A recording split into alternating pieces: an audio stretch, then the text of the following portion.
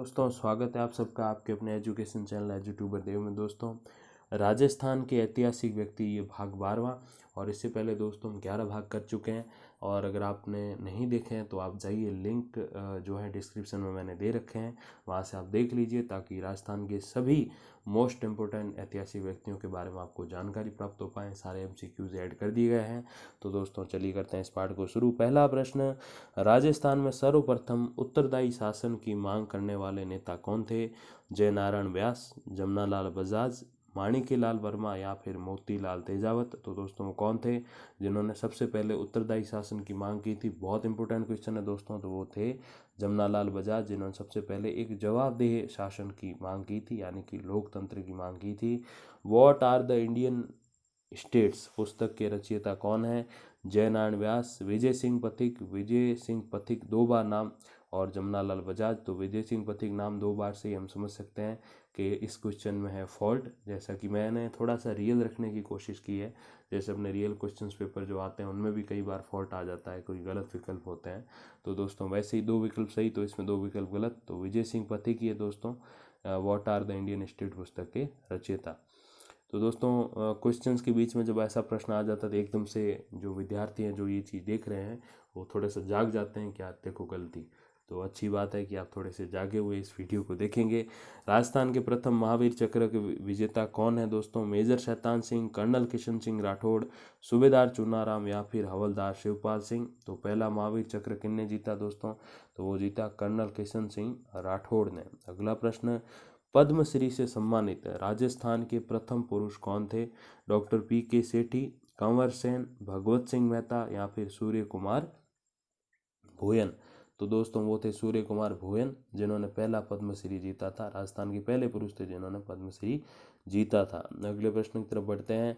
पंचायती राज के सूत्रधार या पंचायती राज के जनक कौन कहे जाते हैं? कोमल कोठारी, कालूलाल श्रीमाली, हीरा भाऊ उपाध्याय या फिर जो है भगवत सिंह मेहता। तो दोस्तों वो कहे जाते हैं भगवत सिंह मेहता। भगवत सिंह मेहता को 1961 में पद्मश्री पुरस्कार से भी सम्मानित किया गया था। अगला प्रश्न दोस्तों, राजस्थान की पहली विधानसभा में प्रतिपक्ष के नेता कौन थे? रामकिशोर व्यास, कुंवर जसवंत सिंह, गोपाल सिंह गाहोर, निरंजन नाथ आचार्य। तो दोस्तों राजस्थान की पहली विधानसभा में जो प्रतिपक्ष के नेता थे वो थे कुंवर जसवंत सिंह।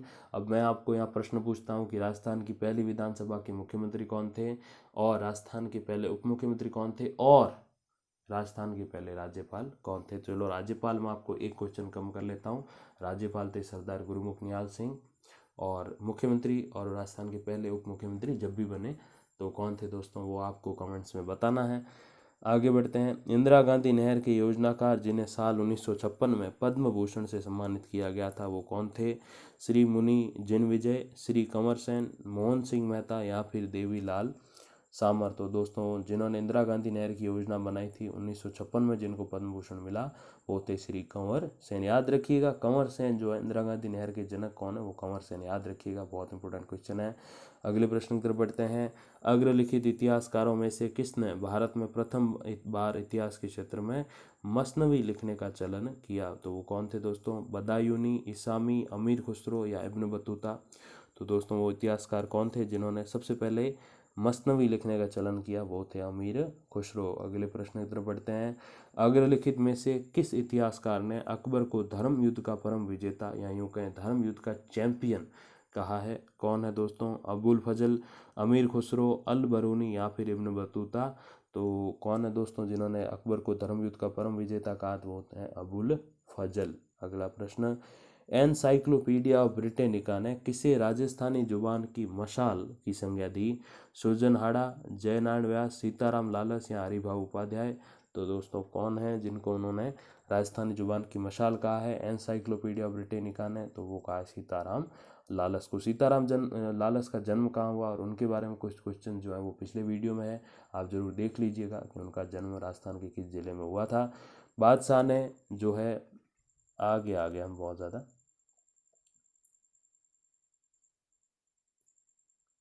बादशाह ने मेवाड़ के राणा को आपसी समझौते के अधीन किया था, ना कि बल से। ये कथन किसका है?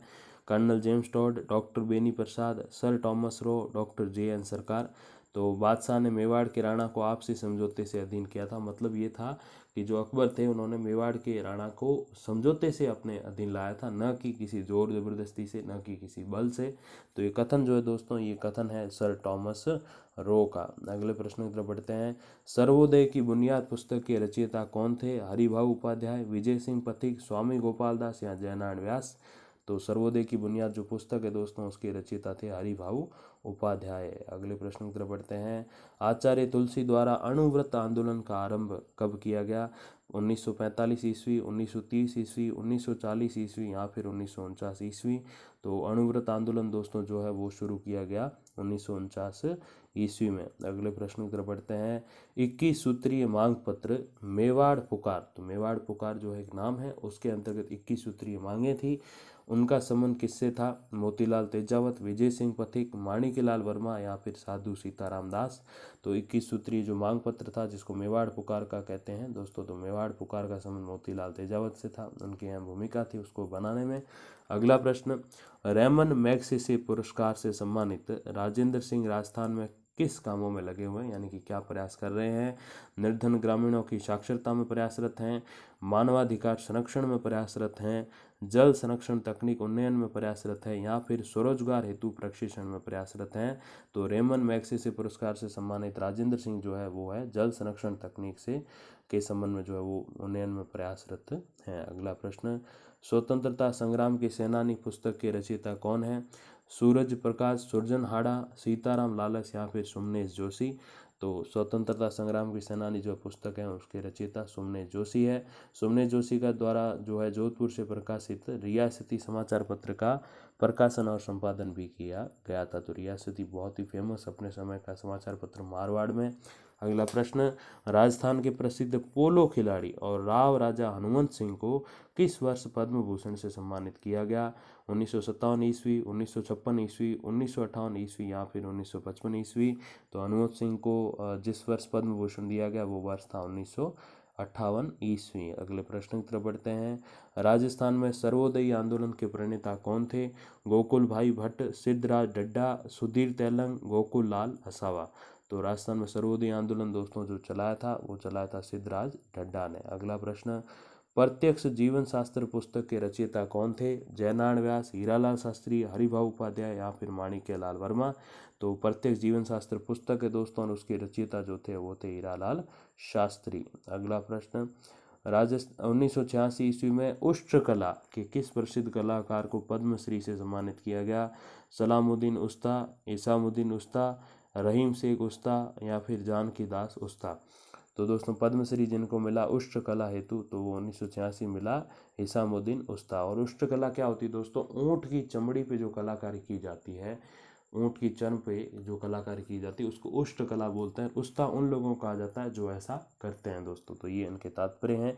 अगला प्रश्न। गीता की मारवाड़ी भाषा में टीका किसके द्वारा लिखी गई? पंडित नरोत्तम लाल जोशी, हीरा भाऊ उपाध्याय, डॉक्टर पी.के. सेठी या फिर पंडित रामकरण आसोपा? तो गीता की मारवाड़ी भाषा में टीका जिन्होंने लिखी वो है पंडित रामकरण आसोपा। अगले प्रश्न की तरफ बढ़ते हैं। शेखावटी में जकात आंदोलन कब शुरू हुआ था? 1923 ईस्वी, 1939 ईस्वी, 1937 ईस्वी या फिर 1930 ईस्वी? तो शेखावटी में जकात आंदोलन जो चला दोस्तों 1939 ईस्वी में चला था। अगला प्रश्न। राजस्थान के प्रसिद्ध कार्टूनिस्ट और चित्रकार जिन्हें वर्ष 2004 में पद्मश्री से सम्मानित किया गया वो कौन थे? जगजीत सिंह, सिद्धराज डड्डा, सुधीर तेलंग या फिर डॉक्टर मंडन मिश्र? तो प्रसिद्ध कार्टूनिस्ट और चित्रकार जिन्हें 2004 में पद्मश्री मिला वो हैं सुधीर तेलंग। अगला प्रश्न। किस स्वतंत्रता सेनानी को राजस्थान का नेहरू की संज्ञा दी जाती है? मोहनलाल सुखाड़िया, टीकाराम पालीवाल, राम मनोहर लोहिया या फिर पंडित जुगल किशोर चतुर्वेदी? तो राजस्थान का नेहरू दोस्तों किसे कहा जाता है?